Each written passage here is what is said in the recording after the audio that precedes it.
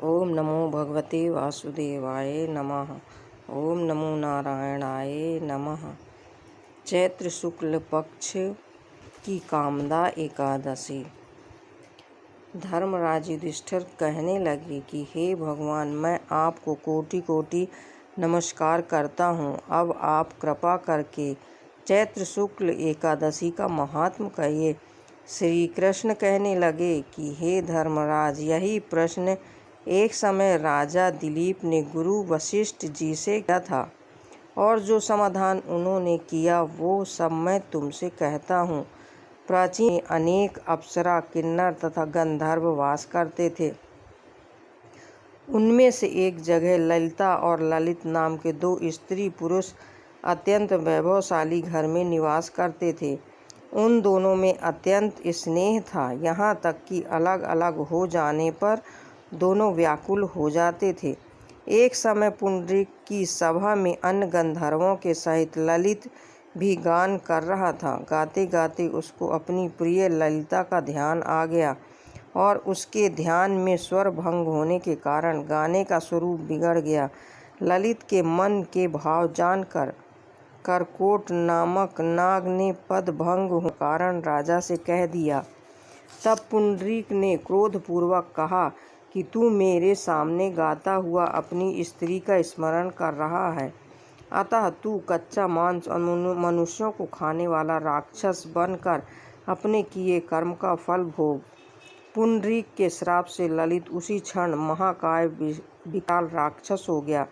उसका मुख अत्यंत की तरह प्रदीप्त तथा मुख से अग्नि निकलने लगी। उसकी नाक पर्वत की कंदरा के समान विशाल हो गई और गर्दन पर्वत के समान लगने लगी। सिर के बाल पर्वतों पर खड़े वृक्षों के समान लगने लगे तथा भुजाएं अत्यंत लंबी हो गईं। कुल मिलाकर उसका शरीर 8 योजन के विस्तार में हो गया। इस प्रकार राक्षस होकर वह अनेक प्रकार के दुख भोगने लगा। जब उसकी प्रियतमा ललिता को यह सब वृतांत मालूम हुआ तो उसको अत्यंत खेद हुआ, और वह अपने पति के उद्धार का यत्न सोचने लगी। वह राक्षस अनेक प्रकार के घोर दुख सहते हुए घने वनों में रहने लगा। उसकी स्त्री उसके पीछे पीछे जाती और अनेक प्रकार के विलाप करती रहती। एक बार ललिता अपने पति के पीछे घूमती घूमती विंध्याचल पर्वत पर चली गई, जहाँ पर श्रृंगी ऋषि का आश्रम था। ललिता शीघ्र ही श्रृंगी ऋषि के आश्रम में गई और वहां जाकर विनीत भाव से प्रार्थना करने लगी। उसे देखकर श्रृंगी ऋषि बोले कि हे शुभगे, तुम कौन हो और यहाँ किस लिए आई हो? ललिता बोली कि हे मुनि, मेरा नाम ललिता है। मेरा पति राजा पुंडरीक के श्राप से विशालकाय राक्षस हो गया है। इसका मुझको महान दुख है। उसके उद्धार का कोई उपाय बतलाइए। श्रृंगी ऋषि बोले, हे गंधर्व कन्या, अब चैत्र शुक्ल एकादशी आने वाली है, जिसका नाम कामदा एकादशी है। इसका व्रत करने से मनुष्य के सब कार्य सिद्ध होते हैं। यदि तू कामदा एकादशी का व्रत कर उसके पुण्य का फल अपने पति को दे तो वह शीघ्र ही राक्षस योनि से मुक्त हो जाएगा और राजा का श्राप भी अवश्यमेव शांत हो जाएगा। मुनि के ऐसे वचन सुनकर ललिता ने चैत्र शुक्ल एकादशी आने पर उसका व्रत किया और द्वादशी को ब्राह्मणों के सामने अपने व्रत का फल अपने पति को देती हुई भगवान से इस प्रकार प्रार्थना करने लगी, हे प्रभु, मैंने जो यह व्रत किया है इसका फल मेरे पतिदेव को प्राप्त हो, जिससे वह राक्षस योनि से मुक्त हो जाए। एकादशी का फल देते हुए उसका पति राक्षस योनि से मुक्त होकर अपने पुराने स्वरूप को प्राप्त हुआ। फिर अनेक सुंदर वस्त्र आभूषण से युक्त होकर ललिता के साथ विहार करने लगा। उसके पश्चात वे स्वर्गलोक को चले गए।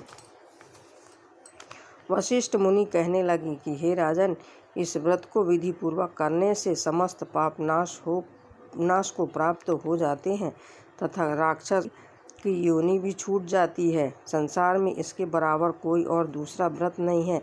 इसकी कथा सुनने से वाजपेयी यज्ञ का फल प्राप्त होता है। तो ये कथा अच्छी लगी हो तो ओम नमो भगवते वासुदेवाय लिखना ना भूलें। ओम नमो भगवते वासुदेवाय नमः। ओम नमो नारायणाय नमः। जय जय श्री कृष्णा। श्रीमन्नारायण नारायण हरे हरे, भजमन नारायण नारायण हरे हरे। तो भक्तों, आपको ये कथा अच्छी लगी हो तो ओम नमो भगवते वासुदेवाय लिखना ना भूलें और हमें सब्सक्राइब करना ना भूलें। तो श्रीमन्नारायण, जय श्री कृष्ण।